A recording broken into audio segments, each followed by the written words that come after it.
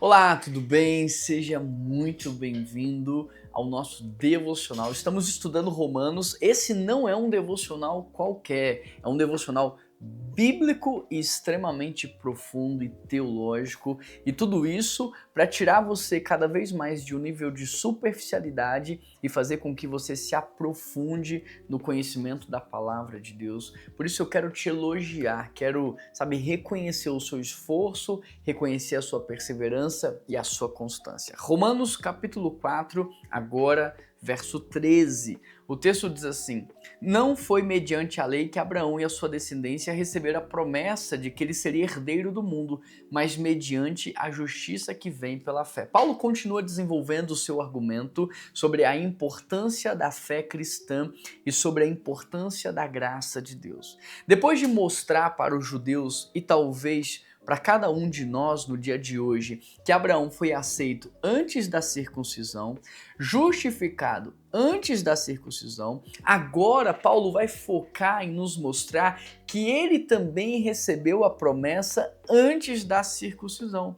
E por que isso é importante? Porque isso nos mostra que nós não fazemos as coisas para Deus nos abençoar, que ele já nos abençoou e é por isso que fazemos coisas boas. Eu e você não fazemos nada para merecer o amor de Deus, ele já nos amou e é por isso então que a gente vive de maneira correta e justa.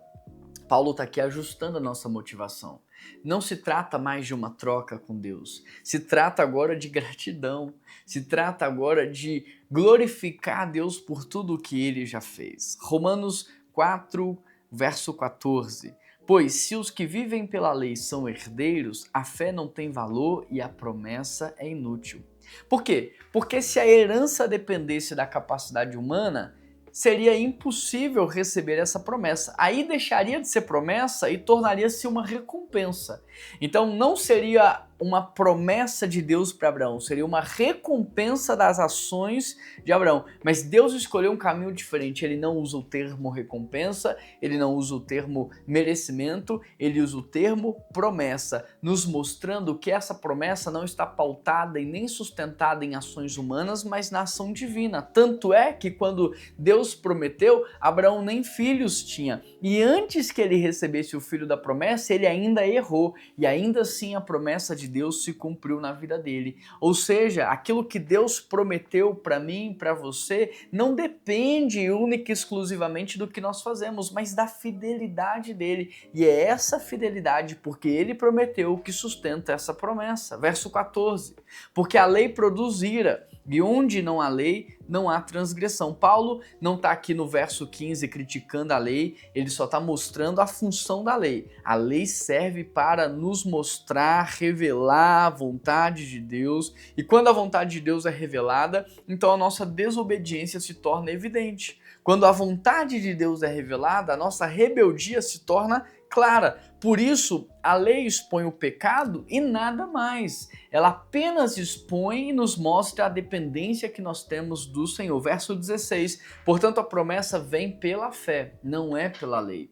Não é pelo merecimento, não é pelas obras, não é pelas nossas ações. A promessa vem pela fé, verso 16, para que seja de acordo com a graça, de novo, não por merecimento, pela graça, e seja assim garantida a toda a descendência de Abraão. Quem são os descendentes de Abraão? São aqueles que foram marcados no seu coração, são aqueles que têm Jesus no seu coração e não apenas aqueles que têm uma marca externa. Não apenas aos que estão debaixo da lei, mas também os que têm a fé que Abraão teve, porque ele é o pai de todos nós. A expressão central aqui é de acordo com a graça. Paulo está tentando nos libertar da ótica do mérito e do merecimento, porque não tem nada mais escravizador do que você tentar provar o seu valor, garantir o seu valor, tentar merecer o favor de Deus, e isso traz um peso sobre nós que nós não deveríamos carregar. É isso que o apóstolo Paulo está tratando. Nós precisamos entender de uma vez por todas que é tudo graça, que é tudo misericórdia, e nós podemos descansar, porque a segurança das promessas que Deus nos fez não está em nossas mãos, mas nas mãos daquele que prometeu. Quais são as promessas que Deus fez para o seu povo? Quais são as promessas que Deus fez para a sua igreja? Quais são as promessas que Deus fez para o nosso futuro e para a nossa eternidade? Nós podemos descansar, todas elas vão acontecer, porque não depende de mim e nem de você, mas daquele que prometeu. Verso 17, como está escrito, eu o constituí pai de muitas nações. Ele é o nosso pai aos olhos de Deus, em quem creu. O Deus que dá vida aos mortos e chama à existência coisas que não existem como se já existisse. Paulo vai citar Gênesis 17, verso 5, quando Deus chama Abraão para ser pai de uma nação. Agora repare, quando Deus promete para Abraão, essa promessa acontece antes da lei e antes da circuncisão. A promessa acontece, inclusive, antes de Abraão ser pai. Isso nos mostra que as promessas que Deus fez, Ele fez até, inclusive, antes de você nascer. A promessa que Deus fez, Ele fez, inclusive, antes dessa igreja existir. Ele fez muito antes. Então, a segurança do cumprimento dessa promessa não está no que fazemos agora. Está no Deus que prometeu. O que a gente pode ressaltar aqui como aprendizado? Primeiro, a promessa é recebida pela fé. Se a Bíblia diz, crê no Senhor Jesus, será salvo tu e tua casa, você precisa receber essa promessa pela fé.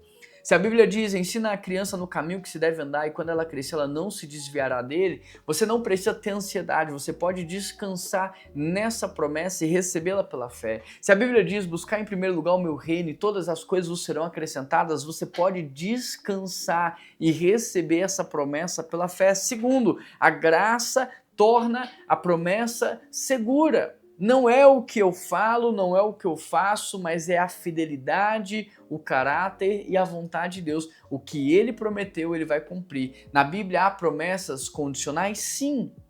Há promessas condicionais. Honra teu pai e tua mãe para que você viva bem. Busque o reino de Deus para que as demais coisas vos serão acrescentadas. São promessas condicionais, mas na Bíblia também há promessas incondicionais.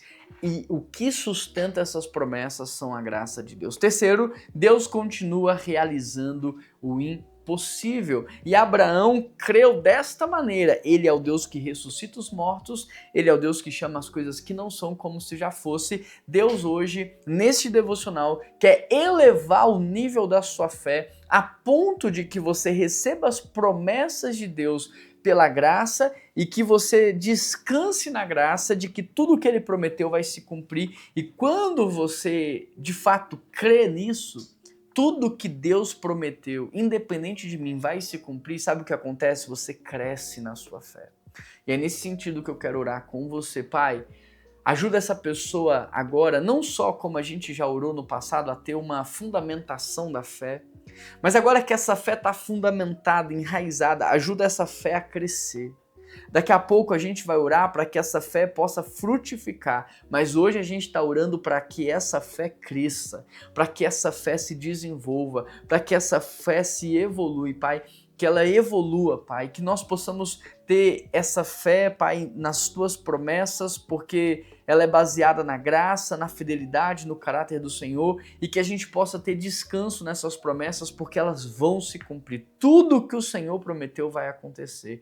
Que hoje haja descanso no nosso coração e uma fé crescente. Essa é a minha oração em nome de Jesus. Amém.